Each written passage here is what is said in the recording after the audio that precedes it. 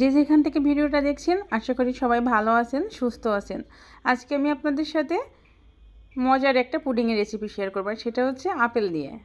আমরা তো অনেক রকম পুডিং খেয়েছি, আপেল দিয়ে আসলে এভাবে পুডিং তৈরি করেছেন কিনা অবশ্যই কিন্তু আমাকে কমেন্টস করে জানাবেন। তো এখানে আমি 2টা আপেল খুব ভালোভাবে ধুয়ে পরিষ্কার করে নিয়েছি। এখন আমি আপেলের খোসা ছাড়িয়ে নিচ্ছি। এই পুডিংটা করার জন্য অবশ্যই কিন্তু আপেলের খোসাটা ছাড়িয়ে নিয়ে তারপর পুডিংটা করতে হবে, না হলে আপেলের খোসা মুখে পড়লে একটুও খেতে ভালো লাগবে না। আর অনেক বাচ্চা আছে যারা কিন্তু আপেল একটুও খেতে চায় না বা দুধটাও খাওয়ানো যায় না, তাদের জন্য কিন্তু খুব সুন্দর একটা স্বাস্থ্যসম্মত পুডিং এই আপেলের পুডিং। তা আমার এই রেসিপিটা ফলো করে কিন্তু একদিন বাচ্চাদের জন্য এই পুডিংটা তৈরি করে নিতে পারেন। তো দেখেন আমি খুব সুন্দরভাবে কিন্তু 2টা আপেলেরই খোসা ছাড়িয়ে নিয়েছি। এখন আমি এই দুটাকে একটু ছোটো করে টুকরা করে নিব। যেহেতু আমি আপেলগুলো সিদ্ধ করবো এই জন্য বেশি ছোটো করে আর টুকরা করছি না, মাঝখান থেকে কেটে এভাবে কেটে নিয়ে এভাবে টুকরা করে নিচ্ছি আর কি। তো দেখেন দুইটাই কিন্তু আমি একটু ছোটো করে টুকরা করে নিয়েছি। আর এখন এগুলো আমি একটু জলে সিদ্ধ করে নিব। তো গরম জল বসিয়ে দিয়ে তার ভিতরে কিন্তু আমি আপেল দিয়ে দিয়েছি। তো এটা 2 থেকে 3 মিনিট সিদ্ধ করলে কিন্তু খুব ভালোভাবে সিদ্ধ হয়ে যায়। তো জলটা একটু গরম করে দিলে তাড়াতাড়ি সিদ্ধ হয়ে যাবে।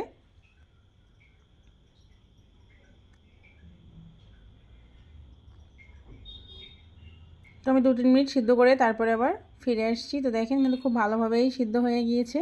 এখন এটা আমি জল ঝরিয়ে তারপরে ব্লেন্ড করে নিব।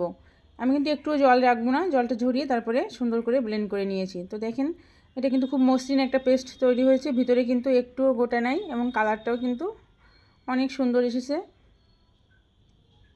তো এখন আমি এটা একটা সাইডে রেখে তারপরে দুধটা রেডি করে নিব। আপেলের পুডিংটা খেতে কিন্তু সত্যিই অনেক সুস্বাদু হয়, না খেলে আসলে বুঝতে পারবেন না।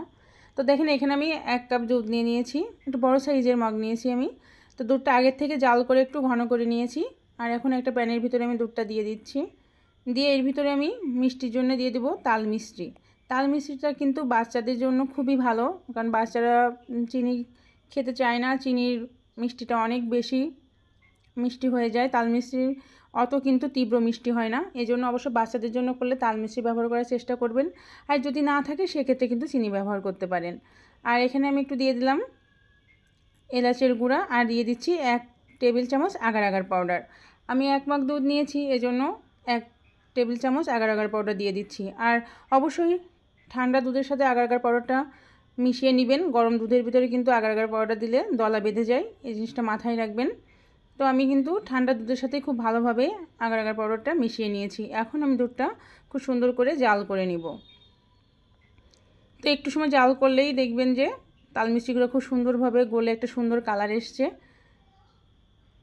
তো যেহেতু দুধটা জাল করা, তা বেশি সময় কিন্তু জাল করার প্রয়োজন নাই, 3-4 বার একটু ফুটে উঠলেই এটা কিন্তু রেডি হয়ে যাবে। আর যেহেতু আগার আগার পাউডার দেওয়া আছে এজন্য একটু অবশ্যই কন্টিনিউ নাড়াচাড়া করবেন, না হলে হয়তো জমাট বেঁধে যেতে পারে। তো দুধটা দেখেন রেডি হয়ে গিয়েছে। এখন আমি এর ভিতরে আপেলের পেস্টটা দিয়ে দিচ্ছি।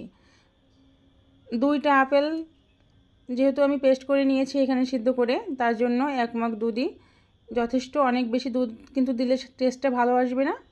দুধ যদি বেশি করে দেন তাহলে আপেলের পরিমাণটা একটু বাড়িয়ে দিবেন।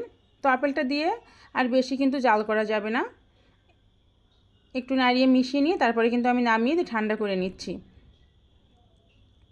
একটু ঠান্ডা করে নিয়ে তারপর আমি যে পাত্রটা সেট করব সেটা ঢেলে দিব, কারণ বেশি ঠান্ডা করলে আগার আগার পাউডার দেওয়া এমনিতেই জমাট বেঁধে যাবে।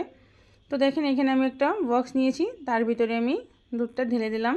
দিয়ে এখন আমি এটা ঢাকনা বন্ধ করে ফ্রিজে নর্মালে রেখে দিব 2 ঘন্টার জন্য। তার ভিতরে কিন্তু খুব ভালোভাবে সেট হয়ে যাবে। আর এটা রুমের নর্মাল টেম্পারেচারে রাখলেও কিন্তু ভালোভাবে সেট হয়ে যাবে। তো পুডিং একটু কিন্তু ঠান্ডা ঠান্ডা খেতে ভালো লাগে, এই জন্য অবশ্যই ফ্রিজে নর্মালে রেখে তারপরে সার্ভ করবেন, দেখবেন যে খেতে অনেক বেশি টেস্টি হয়েছে। তো ফিরে আসছি 2 ঘন্টা পরে। তো দেখেন আমি ঢাকনাটা খুলে নিচ্ছি।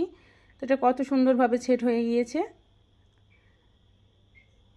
আর কালারটাও কত সুন্দর এসছে।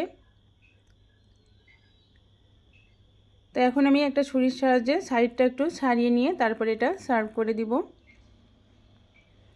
অবশ্যই একদিন এইভাবে আপেলের পুডিং তৈরি করে দেখবেন, আমি আশা করি আপনাদের সত্যি অনেক ভালো লাগবে। আর বাচ্চাদের খুবই প্রিয়, যে বাচ্চারা আপেল খেতে চায় না তারা এইভাবে পুডিং তৈরি করলে অবশ্যই ভালোভাবে খেয়ে নেবে। তো দেখেন এটা কত সুন্দর হয়েছে। এখন আমি একটু কেটে আপনাদেরকে দেখাচ্ছি।